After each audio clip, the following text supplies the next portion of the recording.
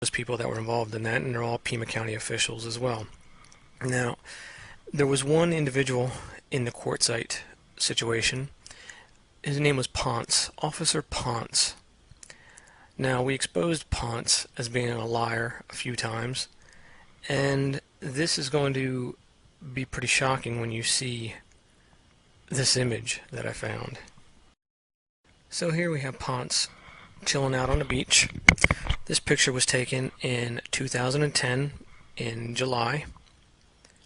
Nothing so spectacular about that. But we see this next photograph that's in the same album where Ponce has a friend with him. Alright, so Ponce got a wife. Okay, so what's the big deal about that? Well, check this out. This person is one of Jared Loughner, the fictitious character, Jared Loughner, because we know that Gabrielle Gifford's event was a drill. This is one of the people that played his teacher at Pima. Now, you might ask yourself, why is that so significant? Well, this is Ponce. That's supposed to be a police officer in Quartzsite, 400, 500 miles away.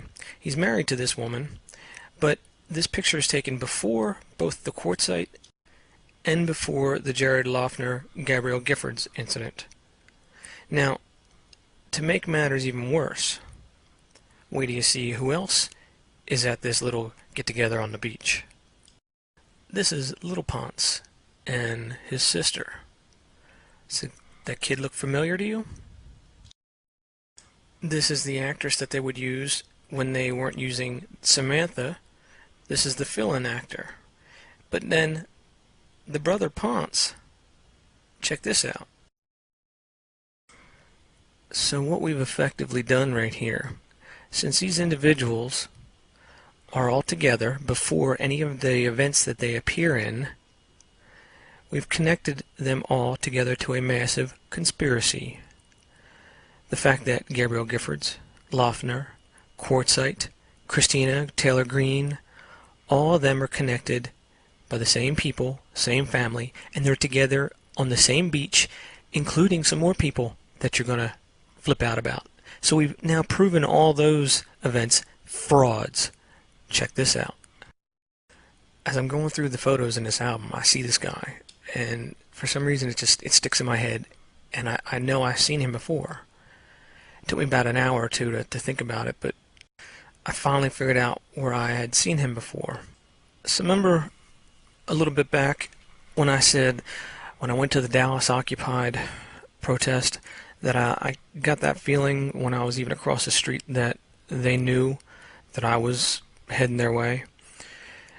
Well, they did know, and they prepared for it. But say you're at an event and you're told that this guy that's on the internet is exposing people, and they happen to be your family that they're exposing.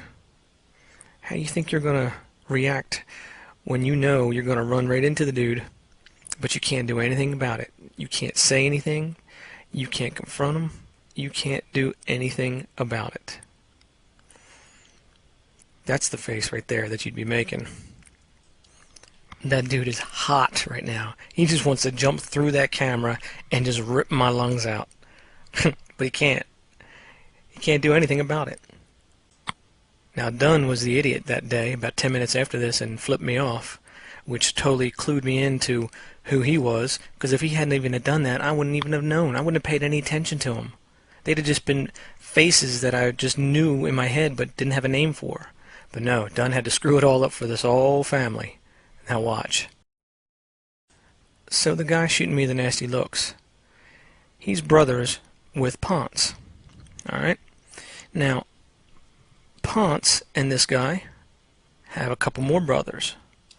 Maybe you'll recognize this one. This is Richard Sexton and Jennifer Sexton. Jennifer Greenberg Sexton. Jennifer and Richard are the mother and father of Samantha Sexton and Emily Sexton, who's sitting there. Christina Taylor Greene, aka Samantha Sexton. Jennifer here is the sister of Tony, and Jennifer also is the one who plays Rebecca Joy, who also plays Gabrielle Giffords, who also is the grandchild of Maurice Greenberg. But wait, hang on, it gets even better. It gets way better. So her husband here, Richard Sexton, whose brother is Patrick Sexton. Now you go, Patrick Sexton, well, who's that? Well, his name's a little bit different than his name that he uses outside of his family. Like, you know, like most Hollywood people do. So we have Jeffrey Katzenberg, you know, CEO of DreamWorks, business partners Steven Spielberg,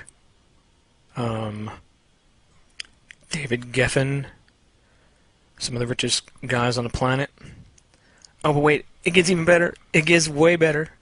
So we're still climbing up the food chain here, and I'm seeing another face that looks familiar, but I couldn't quite tell who it was. So I see these two, and I'm like, man, he looks familiar. And I'm like, is that David Rockefeller? Like, but wait a second, there's no way that could be David Rockefeller just because of the age. I mean, the guy looks way too good. That's David Rockefeller Jr. Oh my. So let me break this down for you. We got Rockefeller Sr., all right, whose father and he were in charge of Operation Paperclip. Back in those days, Josef Mengele and Adolf Einhorn and a bunch of other Nazis came over through Paperclip. Well, guess who brought them over here? Rockefeller funded them to come over here. So now when these two guys get over here from Auschwitz, they are given new identities.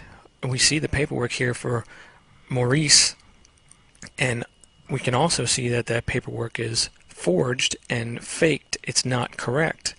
And I can go into this in more detail in another video. As you'll see, the signatures on here have been photocopied or have been photoshopped later on. These documents are not authentic. So now we have two war criminals over here that Rockefeller Sr. has taken a liking to. He also funded Maurice Strong back in the early days to get him started with, after he brought them over here and after he gave him some money to do his oil ventures up in Canada. So you have these two guys basically, okay, now what do they do for a family? Well, the only people that they could really hang around with are the people that know who they are, because eventually somebody's going to find out. So you have to stick around with the people that are close to you. So Rockefeller Jr. here comes along, and of course the family members and everybody starts to mingle together. So you got Rockefeller, who also had Abby. Abby on the other side was an Aldrich. That family is the one that mingled with the Strong family. You can see the Strong family tree goes down, and one of the daughters of Strong is now married to Jeffrey Katzenberg. Here's their photo. The other daughter of Strong, well, he's got many daughters, he's got 4 or 5. His other daughter is Vicky Strong Greenberg, who married Maurice Greenberg's son, Michael. Now that was his third marriage. He had 2 wives before that, and that's where you see Jennifer and Tony from. So you have the 3 biggest names there are on this planet right now in control of this planet, and each of them has major connections to the UN. Each of them has major connections to eugenics. All of them have a distaste for the United States and want the New World Order. They have all said this in their own words. Maurice Greenberg tried to do what he could with AIG to basically get the whole campaign to collapse everything with our financial market with that bubble. And here's a funny thing. If you look at Maurice Greenberg's papers when he came over here from Auschwitz, the person that he put on there as an emergency contact, their last name was Sachs. So you can see this massive conspiracy that has just been unraveled here with this whole photo album that I found. It puts all the key players in place. It connects every single one of them, and guess where, of course, they all live, out in Phoenix and Tucson. It connects them all together before the Gabrielle Giffords event, before the Quartzsite event, before the Occupied event, before any of those events.